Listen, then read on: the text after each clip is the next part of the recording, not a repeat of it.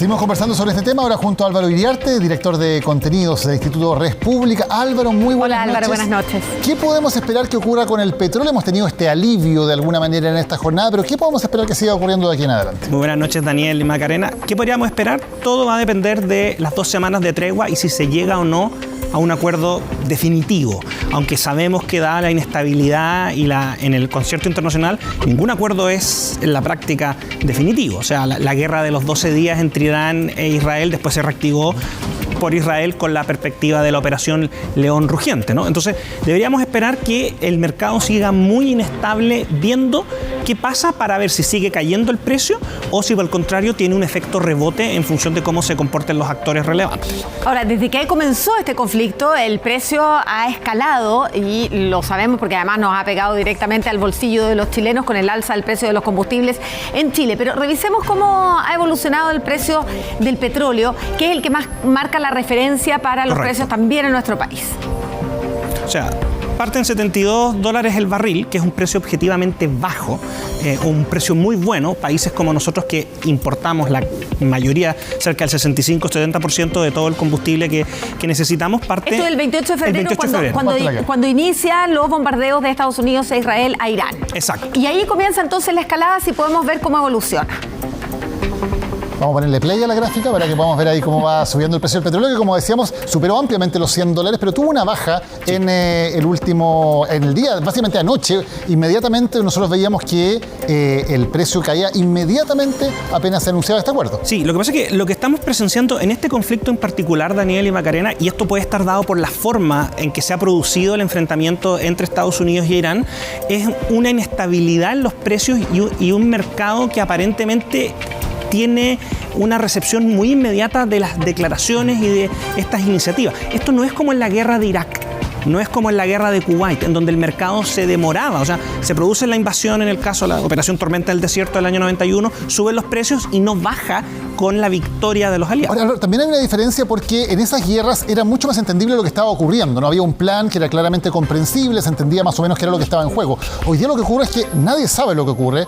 Cada día el presidente Trump hace declaraciones que son contradictorias con las que ha hecho el día anterior y por lo tanto también hay un gran nivel de especulación y de volatilidad porque no hay una estrategia que sea claramente posible prever hacia dónde va.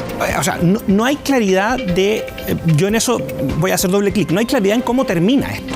Lo que sí no podemos descartar que a lo menos hay 2, yo diría 3 en la práctica, pero hay 2 objetivos estratégicos de Estados Unidos que están declarados públicamente desde el día 1, el programa nuclear y el programa de misiles balísticos, y luego entre medio se sumó la destrucción de la flota en el estrecho de Hormuz, la flota de Irán.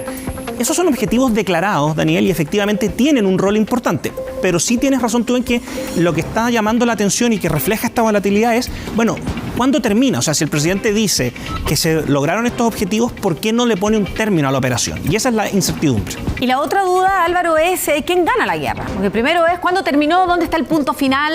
Ya dijo J.D. Vance que los objetivos militares ya los habían cumplido, entonces podrían dar la guerra por terminada. Pero ¿la ganó o no la ganó Estados Unidos? ¿La ganó o no la ganó Donald Trump? Cuando vemos que es una guerra que ha sido bien impopular, sí, también en un año que es clave para él porque hay elecciones, las elecciones de medio término. Sin lugar a dudas, Macarena, la gran pregunta es esa, ¿quién gana?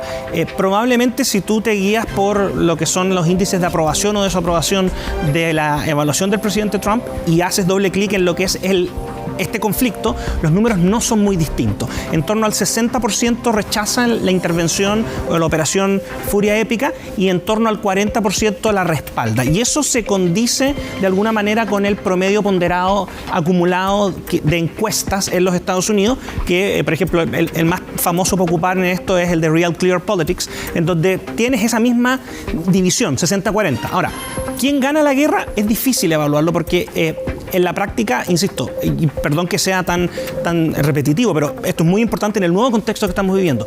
Esta operación tiene objetivos declarados.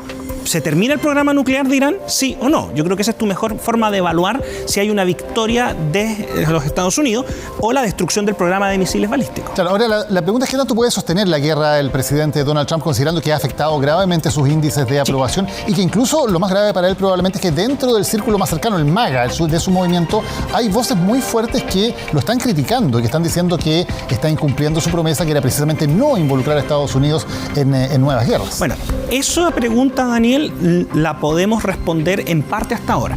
¿Cuánto puede resistir? Más de las 4 semanas que anunció, porque ya vamos a entrar a los 2 meses de guerra y los números están ahí. O sea, la aprobación del presidente se ha vuelto estable, está en torno al 40-42% con vaivenes, algunas encuestas arrojarán 38%, pero este es un promedio. Lo que tú tienes muy claro, y eso es importante proyectar, es que en general Donald Trump se mueve en los 45, 45-46, 44-46.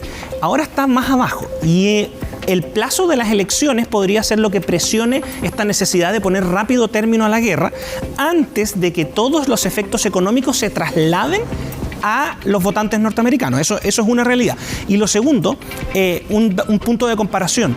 En el año 2006, con elecciones de medio mandato, el presidente Bush, absolutamente impopular, tenía menos aprobación que la de Donald Trump en el promedio ponderado, por ejemplo, de la encuestadora Gallup, 34%. Álvaro, lo que estamos viendo en la siguiente gráfica, la que vamos a ver a continuación, es la evolución que ha tenido Estados Unidos respecto a su independencia energética. ¿Por qué esto es importante para analizar lo que está pasando con la guerra? Es de vital importancia entender que un conflicto como este no podría haber sido sostenido ni llevado adelante con estos índices de desaprobación sin una independencia energética como la que goza hoy día Estados Unidos debido a la producción del shale gas o fracturación o perforación horizontal en distintos depósitos. Esto tiene toda una connotación política, estratégica y de largo plazo. Lo primero, Macarena, es que un conflicto como este lo tuviste muy similar en la crisis que se genera de los países de la OPEP a raíz del conflicto entre Israel y uno de sus miembros.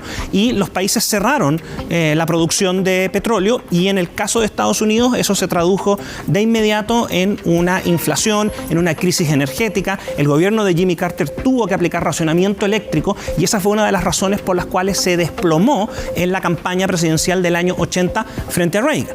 Hoy día eso a Trump no le va a pasar. De hecho, efectivamente, ¿los costos se traspasan al final del día? Sí, pero el efecto es menor. Estados Unidos pasó en la práctica de ser un importador de energía a un exportador en un periodo de 10 años. Y eso te genera un cambio geopolítico muy relevante. Álvaro Iriarte, muchísimas gracias por habernos acompañado hoy. Muy buenas noches. Gracias a ustedes por la invitación. Gracias. Que tengas buenas noches. Muy buenas noches.